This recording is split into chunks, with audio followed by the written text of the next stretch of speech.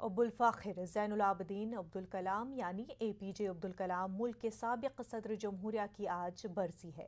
मुल्क भर में साबिक़ सदर जमहूरिया को खराज अक़ीदत पेश किया जा रहा है। केरल के गवर्नर आरिफ मोहम्मद खान ने साबिक़ सदर जमहूरिया डॉक्टर APJ अब्दुल कलाम को खराज अक़ीदत पेश करते हुए कहा कि हिंदुस्तान को फ़ौजी और टेक्नोलॉजी के शोबे में मुस्तहकम करने में उनका अहम रोल रहा है। तालीम और तरक्की के सिलसिले में उनकी वसी नज़री का उन्होंने जिक्र किया। साथ ही जम्मू कश्मीर के LG मनोज सिन्हा ने कहा कि उनकी बेशबहा खिदमात हैं जिससे सबक लेने की ज़रूरत है।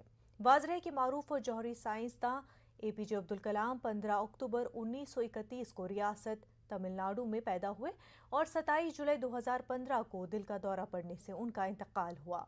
अब्दुल कलाम भारत के 11वें सदर थे। उन्हें भारत के आला तरीन शहरी एजाज़ात पद्म भूषण और भारत रत्न भी मिले हैं। अब्दुल कलाम की सदारत का दौर 25 जुलाई 2007 को इख्तिताम पजीर हुआ। अब्दुल कलाम भारत के तीसरे मुसलमान सदर थे।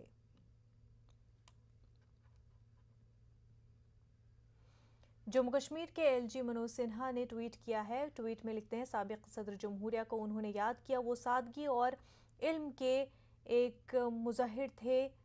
मनोज सिन्हा लिखते हैं कि उनकी दिलकश शख्सियत, अफकार और बेमिसाल दानिशमंदी नस्लों को मुतासिर करती रहेगी। मुझे उनको खराज तहसीन पेश करता हूँ।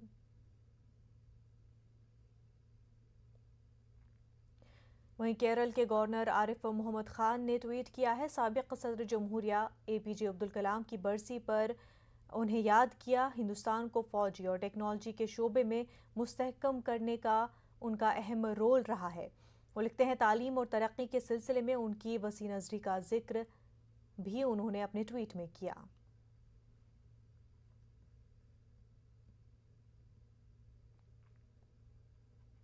आगे बढ़ते हैं। ज़रिए क़वानीन के खिलाफ दिल्ली में किसान तंजीमों का एहतजाज जारी है। पार्लियामेंट मॉनसून सेशन के दौरान किसान जंतर मंतर पर एहतजाज करते नजर आए। गुज़िश्ता रोज़ ख़वातीन किसानों ने मोर्चा संभाला और जंतर मंतर पर ज़बरदस्त एहतजाज किया। करीब 8 महीनों से जारी किसानों के एहतजाज की एक बात मुश्तरका है और वो ये है कि ज़रिए क़वानीन की मनसूखे का मुतालबा। उधर पार्लियामेंट में भी अपोजिशन ने मरकजी सरकार को ज़रिए क़वानीन पर घेरने की कोशिश की। गुज़िश्ता रोज राहुल गांधी ट्रैक्टर के जरिए पार्लियामेंट पहुंचे और किसानों के हक में आवाज बुलंद की।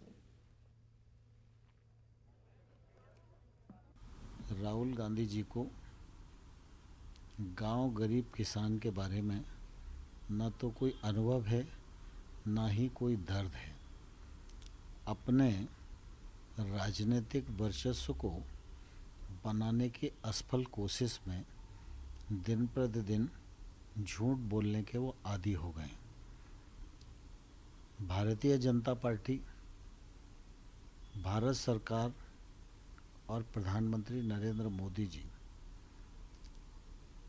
लगातार किसानों के हित में गत 7 वर्षों से काम कर रहे हैं, जिसका फ़ायदा देश भर में किसानों को मिल रहा है। कांग्रेस में राहुल गांधी को ये सोचना चाहिए कि जब आपने अपने घोषणा पत्र में इन्हीं कानूनों को लाने के बारे में कहा था तो आप उस समय झूठ बोल रहे थे या आप आज झूठ बोल रहे हो। ये स्पष्टीकरण तो कांग्रेस की तरफ से राहुल गांधी को देना ही पड़ेगा। या तो कांग्रेस पहले झूठ बोल रही थी या कांग्रेस आज झूठ बोल रही है। मैं आपके माध्यम से राहुल गांधी को कहना चाहता हूँ, वो किसानों को गुमराह करने की और देश में अराजकता का वातावरण बनाने की कोशिश न करें। सबसे पहले तो मोदी सरकार राहुल गांधी जी से इतनी डरती क्यों है, इतनी भयभीत क्यों है? काश वो किसान की पीड़ा और सिसक को भी इसका 5% भी समझ सकते, जितना वो समय जाया करते हैं राहुल गांधी जी और कांग्रेस पर हमला करने में, तो शायद किसानों की समस्याओं का हल निकल जाता। और ज्ञान कौन दे रहा है? मैं तोमर साहब का सम्मान करता हूं, पर तोमर साहब ने तो अपने चुनावी एफिडेविट में बताया है कि उन्होंने तो कभी खेती की जमीन ही नहीं है उनके पास, उन्होंने तो खुद खेती नहीं की। तो जिस कृषि मंत्री के ने कभी कृषि नहीं की वो ज्ञान किसको दे रहे हैं? क्या उन्होंने कभी धान लगाया? क्या तोमर साहब ने कभी गेहूं लगाई, कपास लगाई, दलहन की फसल लगाई? जब उन्हें खुद कृषि का ज्ञान नहीं तो वो देश को कृषि का ज्ञान देना बंद करें। और तीसरी और महत्वपूर्ण बात, राहुल गांधी जी ट्रैक्टर लेकर इसलिए गए कि ट्रैक्टर किसान का सिंबल है, उसका वाहन है। गूंगी, बहरी और अंधी सरकार की आंख पर से कपड़ा हटाने और कान से सुई हटाने, कान से रुई हटाने का और कोई रास्ता बचा नहीं। तो ऐसे में राहुल गांधी जी ने पूरी संसद को झकझोर कर रख दिया और इसीलिए मोदी सरकार इतनी तिलमिलाई है। तिलमिलाइए मत, किसान की बात मानिए, काले कानून खत्म करिए, तभी इस समस्या का हल होगा। और जहां तक कांग्रेस के घोषणा पत्र का प्रश्न है, आदरणीय तोमर साहब फिर पढ़ लीजिए। कांग्रेस पार्टी ने उस घोषणा पत्र में यह कहा था कि अभी 11,000 के करीब, 12,000 के करीब जो देश में मंडियां हैं वो नाकाफी हैं। हर बड़े गांव पर एक अनाज मंडी बननी चाहिए ताकि किसान को अपनी फसल बेचने में फायदा मिले। इसलिए बरगलाना बंद कीजिए, काले कानून आप बनाएं, दोषी कांग्रेस। किसान की 1,000 किसानों की कुर्बानी के जिम्मेवार आप, और आप संसद को कहते हैं पता ही नहीं कोई किसान मरा है या नहीं मरा। कितना और जुल्म करेंगे मोदी जी, कितना और अत्याचार करेंगे तोमर साहब। किसान की सिसक के आगे कोई बचा नहीं है। किसान की जब आह निकलती है तो ईश्वर की आह उसमें जुड़ती है। या तो किसान की ड्योढ़ी पर घुटने टेक काले कानूनों को खत्म करिए, नहीं तो आपकी सरकार को चलता करने का समय आ गया है। किसानों के मसाइल और राहुल गांधी के ट्रैक्टर से पार्लियामेंट आने वाले मामले पर मरकजी वजीर मुख्तार अब्बास नकवी ने दिखावे से ताबीर किया। हमारे नुमाइंदे राजीव तिवारी ने मुख्तार अब्बास नकवी से बातचीत की, आइए देखते हैं। मंत्री मुख्तार अब्बास नकवी साहब हैं। सर, जिस तरह से कल कांग्रेस नेता राहुल गांधी ट्रैक्टर लेकर पार्लियामेंट पहुंच जाते हैं। देखो भैया, ये इंडिया गेट पर कभी ट्रैक्टर को जला देते हैं और राजपथ पे या संसद मार्ग पे बिना नंबर का ट्रैक्टर चला देते हैं। और ट्रैक्टर जलाने और चलाने से अगर उनको लगता है कि वो अपने आप को किसानों का हितैषी समझने की कोशिश कर रहे हैं या बताने की कोशिश कर रहे हैं या जताने की कोशिश कर रहे हैं, तो ये उनकी गलतफहमी है। जिस आदमी को ये नहीं मालूम कि आलू में और बर्गर में क्या फ़र्क होता है, बैगन और बर्गर में क्या फ़र्क होता है, प्याज और पिज़्ज़े में क्या फ़र्क होता है, खेती और किसानी क्या होती है, वो जो है वो आज किसानों के हितैषी बने घूम रहे हैं। उन्हें ये भी नहीं मालूम कि जो किसानों की खेती के लिए ट्रैक्टर होता है उसकी कीमत क्या होती है और उस पर सरकार की सब्सिडी क्या होती है। अब केवल जो है वो ट्रैक्टर को इंडिया गेट पे जला देना फिर चला देना, ये धंधा है तो करें। सर, जिस तरह से विपक्ष लगातार हर रोज हंगामा कर रहा है, सरकार की तरफ से लगातार अपील की जा रही है। हमारी बात हुई है विपक्ष के सभी नेताओं से और हमने यही रिक्वेस्ट की है कि सदन की कार्रवाई में आप हिस्सेदारी करिए, भागीदारी करिए। सरकार हर मुद्दे पे चर्चा के लिए तैयार है। बहुत बहुत धन्यवाद sir. Camera person Sanjeev Verma के साथ राजीव तिवारी, न्यूज़ 18 दिल्ली।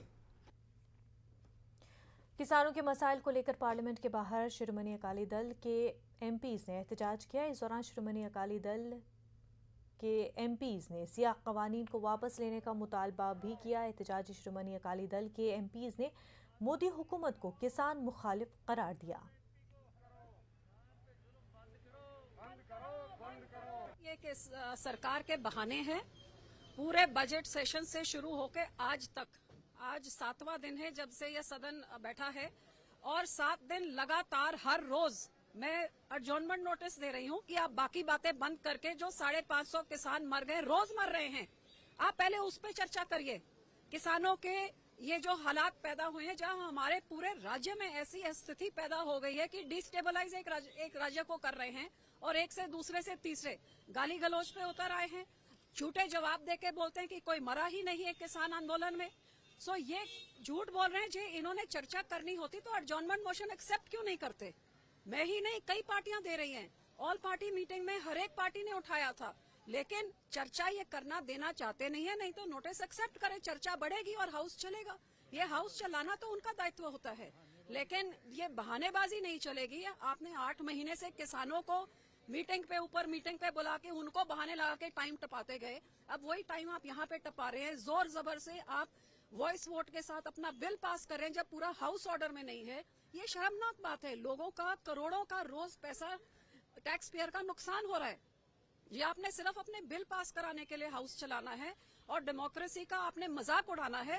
तो फिर ये डिक्टेटरशिप सरकार चलानी, तो क्यों ये नया पार्लियामेंट किस लिए बना रहे हैं? बंद कर दीजिए। फिर जब पार्लियामेंट बैठेगी नहीं, लोग के मुद्दे एमपीज उठा ही नहीं सकते, तो नया पार्लियामेंट क्या करना है? गरीबों में बांट दीजिए ये पैसा। फोन टैपिंग और किसानों के मामले पर पार्लियामेंट में हंगामा हुआ। अपोजिशन के एहतजाज की वजह से लोकसभा की कार्रवाई को कुछ देर के लिए रोक दिया गया। लोकसभा के अपोजिशन लीडर मल्लिकार्जुन खड़गे ने कहा कि हुकूमत अवामी मसाइल पर बात करने से भाग रही है। सफाई नहीं दिया वो। अरे पहले सदन में डिस्कशन होना चाहिए। डिस्कशन होने के बाद अगर वो रिप्लाई देते उसको स्टेटमेंट कहते हैं।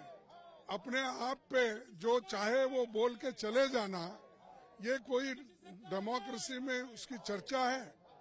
डेमोक्रेसी में चर्चा होती है, फिर लोग बोलते हैं, मेंबर्स का सुन के उसके बाद अगर वो स्टेटमेंट देते हैं उसको कोई वैल्यू है।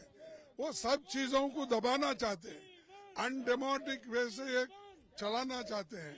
और वो एक तरफ जासूसी कर रहे हैं, दूसरे तरफ किसानों को मवाली बोल रहे हैं।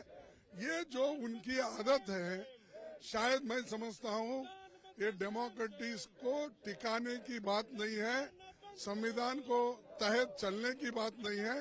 वो सारे चीजों को बंद करके वो जाना चाहते हैं डिक्टेटरशिप के और उसी तरीके से वो चल रहे हैं। इसीलिए हमने ये तय किया है कि लोगों को ये बताए असली चीज क्या है। उनके 3 काले कानून भी है फार्मर्स के, और ये जो है आज एनएसओ का एजेंसी के तरफ से जो काम करवा रहे हैं, अच्छे लोगों को टेररिस्ट बना रहे हैं, देशद्रोही बना रहे हैं। अरे जो लोग रेप्यूटेड लोग हैं, क्या तरूर साहब टेररिस्ट है? राहुल गांधी जी टेररिस्ट है? क्या ये गद्दार है? क्या ये देशद्रोही है? अरे तुम खुद देशद्रोही बन रहे हो। देश को खत्म करने की बात तुम कर रहे हो, देश को डिवाइड कर रहे हो और डेमोक्रेसी को खत्म कर रहे हो, और उसूलों के तहत आप नहीं चल रहे, इसीलिए हम प्रोटेस्ट कर रहे हैं। एमपी मोहम्मद फैजल खान ने पार्लियामेंट के हंगामे पर कहा कि सरकार पार्लियामेंट की कार्रवाई को आगे नहीं बढ़ाना चाहती। उन्होंने कहा कि पेगासस जासूसी मामला, किसानों के जरिए कवानीन और दीगर अवामी मुद्दों पर सरकार बात नहीं करना चाहती। सरकार सिर्फ बात करने की बात करती है, लेकिन बात करती नहीं है। चलाना हम भी चाहते हैं। गवर्नमेंट की तरफ से वो कॉल आना चाहिए कि अभी 2-3 मुद्दे हैं। जो एक तो पेगासस की जो स्पाईवेयर है, जिसमें पूरी मीडिया सभी डिस्कस कर रहा है इंडिया का लिए, बाकी पूरी विश्व की प्रॉब्लम है। उसके ऊपर गवर्नमेंट डिस्कशन करने के लिए अभी तक कुछ कदम नहीं उठाया, तो उसके ऊपर हम डिस्कशन के लिए मांग रहा है। If government is ready for discussion, we will cooperate with that. उसके साथ साथ फार्मर्स का इशू है, कोविड का इशू है, सारी जब इशूज़, और अपने लिए मेरी लक्षद्वीप का इशू मैं डिस्कस करना चाहता हूँ।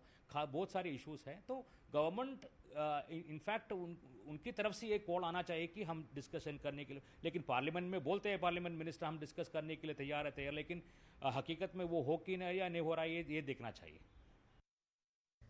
समाजवादी पार्टी के लीडर और रुकने पार्लियामेंट रामगोपाल यादव ने भी पार्लियामेंट नहीं चलने पर सरकार को जिम्मेदार ठहराया। उन्होंने कहा कि सरकार इन सब की जिम्मेदार है।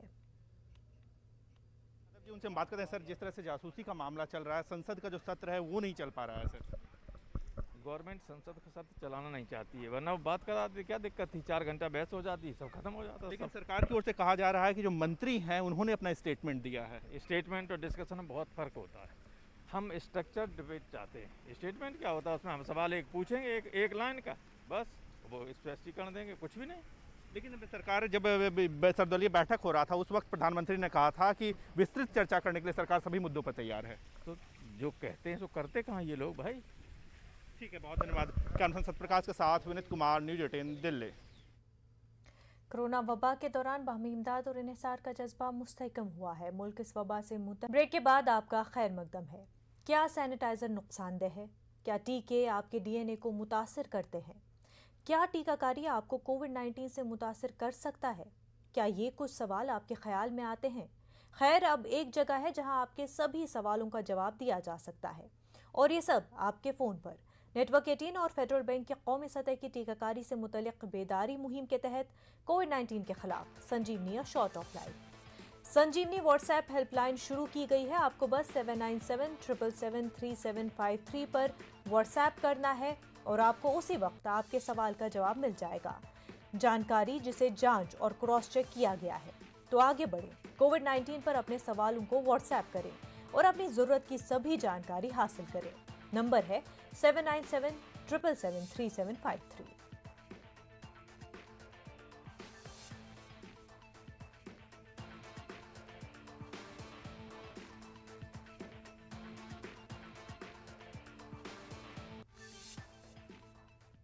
वहीं आज की सबसे बड़ी खबर, अमेजॉन प्राइम डे पर पूरा मुल्क कर रहा है बातचीत। अमेजॉन प्राइम डे ऑफर है अब लाइव, देखिए एक झलक। Amazon Prime Day है अब लाइव।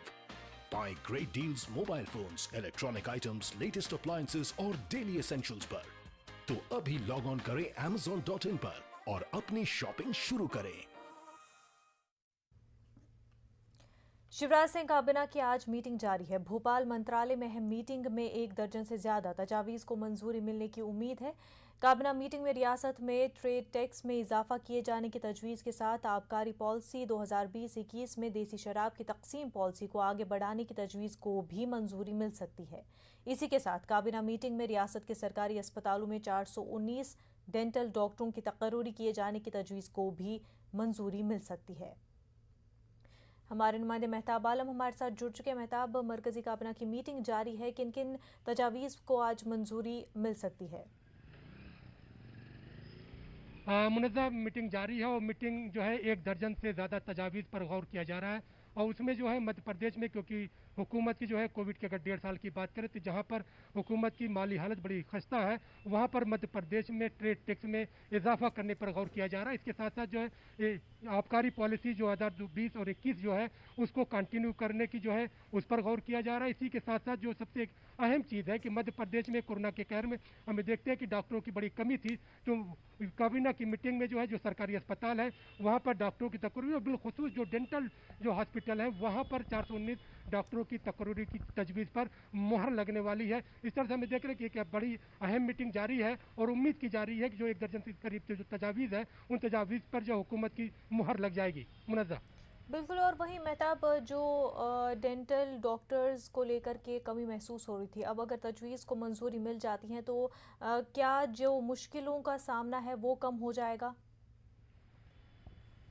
देखिए मुनज़्ज़ा, यहाँ पे जो है क्योंकि मध्य प्रदेश हुकूमत जो है कोविड की जो तीसरी मुतवक्का लहर की जो बात की जा रही है उसको तैयारी कर रही है और रियासत के जितने अस्पताल उन अस्पतालों में ऑक्सीजन के प्लांट लगाए जा रहे हैं ताकि जो है 4 घंटे से लेकर 14 घंटे तक जो है स्टोरेज किया जा सके। इसके साथ साथ अस्पतालों में जो डॉक्टर्स की कमी है उस कमी को पूरा करने की लेकर अभी से तैयारी की जा रही है और हुकूमत ये चाहती है कि अगर किसी भी तरीके की मुतवक्का तीसरी लहर का खतरा आता है तो उसके लिए तैयारियाँ पहले से कर ली जाए और किसी भी तरह की मुश्किलात का सामना न करना पड़े। क्योंकि मध्य प्रदेश में अगर हम कोरोना की बात करें तो 52 जिलों में से 47 जिले ऐसे हैं जहां पर कोरोना का एक भी मरीज नहीं है। रियासत में अगर हम 24 घंटे की बात करें तो कोरोना के कुल 6 मामले सामने आए हैं। 147 लोगों का इलाज पूरी रियासत में जारी है। इस तरह से हमें देखते हैं कि जो है रिकवरी रेट है 99% से ज्यादा हो चुका है और वहीं पर अगर हम पॉजिटिव रेट की बात करें तो 0.008 पहुंच चुका है। तो हुकूमत कोशिश ये कर रही है कि तिब्बी खिदमत जो है उसके शोबे को बेहतर बनाया जाए। शिवराज सरकार जो है पूरी कोशिश कर रही है कि तीसरी लहर से पहले ही जो है रियासत तैयार हो तमाम तर सूरत हाल से निपटने के लिए। मेहताब आलम, बेहद शुक्रिया आपका तमाम तर तफसीलात के लिए। खबरनामे में फिलहाल इतना ही, हमें दीजिए इजाज़त। आदाब।